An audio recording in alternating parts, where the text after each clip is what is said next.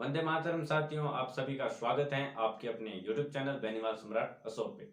साथियों, आज के ये वीडियो बहुत ही मोटिवेशनल वीडियो होने वाला है और स्टूडेंट के लिए बहुत ही इम्पोर्टेंट वीडियो होने वाला है, क्योंकि आज हम एक ऐसी शख्सियत के बारे में जानेंगे जिनके पास कुछ ना होते हुए भी उन्होंने सब कुछ हासिल कर लिया था।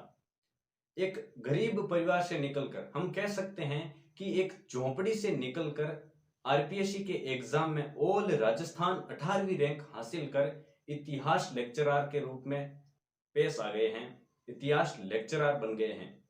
अब हम उन्हीं के मुख से उनकी जीवनी जानेंगे कि भाई उनको क्या क्या संघर्ष करना पड़ा इस मुकाम तक पहुंचने में, किन किन समस्याओं का सामना किया तथा कैसे कैसे लोगों का साथ मिला। तो आइए उनकी जीवनी के बारे में जानते हैं ताकि हमें भी कुछ मोटिवेशन मिले। मेरा नाम गणेशाराम है। मेरा गांव खारा राठौड़ान है और मेरे मूल रूप से मेरे पिताजी सिलाई का काम करते थे और 9 घर में हम बहन भाई है और उसमें से मैं अकेला ही पढ़ा, क्योंकि बाकी मेरे पिताजी के पास इतने पैसे थे नहीं, गरीब परिवार था इसलिए, और लंबा संघर्ष करना पड़ा। और मैं माता पिता की 9वीं संतान हूँ। और उसके बाद में मैंने गांव खड़ीन से 9वीं पास की। 9वीं कक्षा पास करके मैं बाड़मेर आ गया। बाड़मेर मैंने 10वीं पास की। 10वीं पास करते समय मेरे को सप्लीमेंट्री आ गई। सप्लीमेंट्री आने के बाद में घर वालों ने कहा कि स्कूल छोड़ दे, तेरे को पढ़ना नहीं है। और जैसे सप्लीमेंट्री आई और मैं घर मार्कशीट लेके आया और मेरी मार्कशीट बकरी ने खा ली। बकरी खाने के बाद मुझे दरगरी ठोकर खाने पड़ी, फिर भी मैंने संघर्ष रखा और सप्लीमेंट्री पर जो डुप्लीकेट मार्कशीट थी वो मैं नहीं लाया। फिर भी उसके ऊपर मार्कशीट पर मैं साइन करवा के डीओ साहब के पास गया। डीओ साहब ने साइन करके दी। उसके बाद में मैंने 2004 में जो 10वीं पास हुई और 5 में मैंने 11वीं पास की। 11वीं पास करके मेरे 67% बने। उसके बाद मैंने 12वीं पास की और 12वीं में मेरे 68% बने। उसके बाद में मैंने जंग पढ़ाई के लिए जारी रखी, लेकिन जैसे मैंने बीए किया, बीए करने के बाद में जो मेरे बड़े 2 भाई थे वो मेरे से अलग हो गए और मेरी परिस्थिति ये आई कि अब मेरे पढ़ाई का कोई मेरे पास जरिया नहीं था। फिर मैंने कमठा शुरू कर दिया और कमठे के मजदूर के रूप में मैंने कार्य शुरू किया। मैंने 2007, 8 और 9 तक कमठे पर काम किया, लेकिन कमठे पर काम करने के कारण मेरे पास इतने पैसे नहीं थे कि मैं आगे पढ़ाई जारी रखूं। इसलिए मेरी बीएड लेट हुई और मैंने 2010 में पैसे इकट्ठे किए, 2011 में बीएड की। बीएड करने के बाद में कंपटीशन में मैं तैयारी करने लगा, इसलिए मेरे पास पैसे नहीं थे, तब मैं प्राइवेट स्कूलों में पढ़ाना मैंने शुरू कर दिया। और प्राइवेट स्कूलों में सबसे पहले मैंने नवजीवन पब्लिक स्कूल में 3500 रुपये में पढ़ाया और उसके बाद में 2012 में भर्ती आई और उसी भर्ती में मैं असफल रह गया। उसके बाद में 13 में और 3rd ग्रेड की भर्ती आई, उसमें मैं असफल रहा, यानी मैं 3 3rd ग्रेड में असफल रह गया। उसके बाद में 3 2nd ग्रेड आई, उसमें भी असफल हो गया। क्यों? क्योंकि मेरे पास समय नहीं था, मेरे पास पैसे नहीं था कि मैं बैठ करके तैयारी कर सकता हूँ। इसलिए मैंने 2015 में 1st ग्रेड में भी असफल होगा। कहना मतलब 5 1st ग्रेड में असफल रहा, 3 2nd ग्रेड में असफल रहा और 3 ही 3rd ग्रेड में असफल रहा। फिर भी मैंने हिम्मत नहीं हारी। फिर मैंने क्या किया, 2018 में घर बैठ करके तैयारी की। कोई कोचिंग का सहारा नहीं लिया, क्योंकि मेरे पास कोचिंग के पैसे नहीं थे। मेरे पिताजी वृद्ध थे और 90 साल के मेरे पिताजी कोई पैसा 1 रुपया भी नहीं कमा सकते, इसलिए मैंने संघर्ष जारी रखा, प्राइवेट स्कूलों में पढ़ाया। और उसके बाद में 2018 में मैंने 2nd ग्रेड का एग्ज़ाम दिया। उसमें मेरी ऑल राजस्थान में आरपीएससी द्वारा परीक्षा में 2018 की में जो रिजल्ट आया, उस समय मेरी 214 रैंक थी। और 214 रैंक होने के बाद में मैंने साथ में 1st ग्रेड की तैयारी जारी रखी। और 2014 में जैसे मेरा रैंक में सिलेक्शन हुआ, मेरा हौसला बढ़ा। मैंने कहा अभी मेरे को फर्स्ट ग्रेड करनी चाहिए।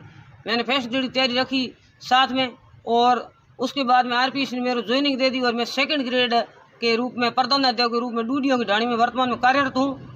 और अभी जो मेरा रिजल्ट आया आरपीएससी द्वारा आयोजित परीक्षा, इसमें मेरा ऑल राजस्थान में 18वीं रैंक लगी है और बाड़मेर में मेरी पहली है और जोधपुर संभाग में मेरी 2य रैंक प्राप्त की मैंने आरपीएससी द्वारा आयोजित स्कूल व्याख्याता इतिहास प्राध्यापक भर्ती में।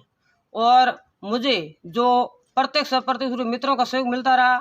मेरे पड़ोसी भी कहते तो होशियार है, गांव वाले कहते तो होशियार है, पढ़ता रहे। और उन मित्रों के सहयोग से मैं आज इतना आगे बढ़ा है। और मेरे जो पिताजी है वो वृद्ध थे, वो हमेशा कहते रहते थे आप आगे बढ़ते रहो। मेरे गुरुजन जी थे, वो भी ये कह रहे थे कि आप इंटेलिजेंट हो, आगे बढ़ो, लेकिन मैंने हौसला नहीं खोया। और आज जो आरपीएससी द्वारा आयोजित परीक्षा जिसमें मेरा 18वीं रैंक लगी है और मुझे ये गौरव प्राप्त हुआ है। इसके लिए मैं मेरे माता पिता, मेरे मित्रों और गुरुजनों को श्रेय देता हूँ। तो साथियों, अभी हमने देखा है इन्हीं के मुख से इनकी जीवनी के बारे में कि उनको कितना संघर्ष करना पड़ा, है ना। 10वीं की मार्कशीट थी, घर लाते ही बकरी ने खा ली, मतलब बहुत ही कुछ समस्याएं आई इनके जीवन पर, ठीक है ना। इनके पास बहुत ही कम संसाधन होने के बावजूद भी इन्होंने इतना बड़ा मुकाम हासिल किया है। एक नजर से देखे तो आजकल हमारे पास तो बहुत ही अच्छे संसाधन है ना, पढ़ाई के लिए टेबल है, कुर्सी है, पेन है, नोटबुक है, अच्छे टीचर हैं, यानी कि सब कुछ हमारे पास है, फिर भी हम नहीं पढ़ रहे हैं, ये अच्छी बात नहीं है ना। इनके पास बहुत ही कम संसाधन होने के बावजूद भी इन्होंने यह मुकाम हासिल किया है। तो इन चीजों से हमें भी मोटिवेट होना चाहिए, है ना।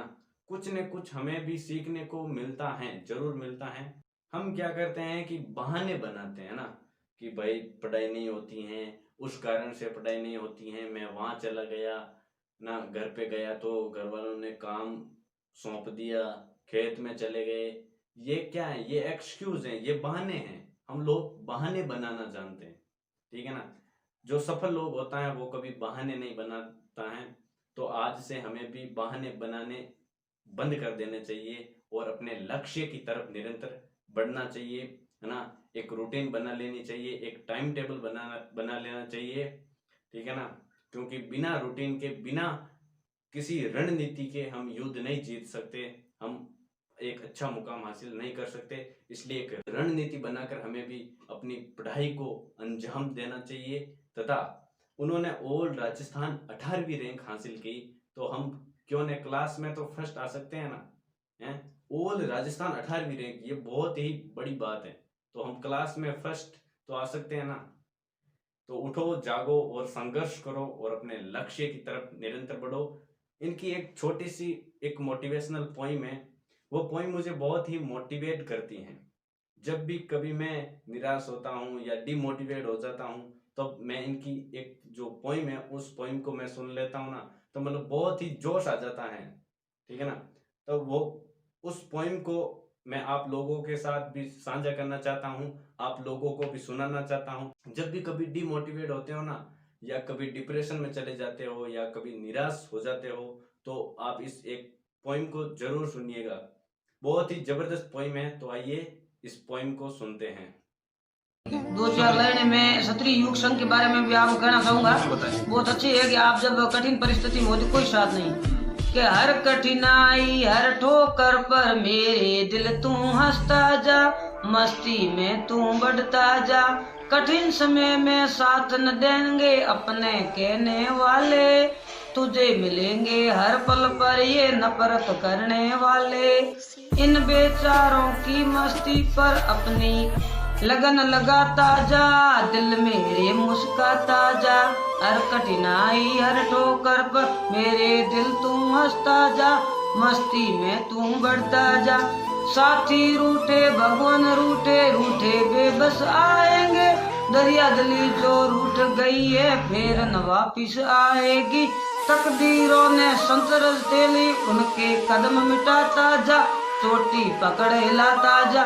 मैं दर्शकों को यही कहना चाहता हूँ कि आप कठिन समय में कोई साथ नहीं देगा। आप मेरे साथ पूरे मीडिया वाले खड़े हैं, पहले कोई आता, इसका मतलब ये है कि आप मेहनत करो तो सब आपके साथ होंगे।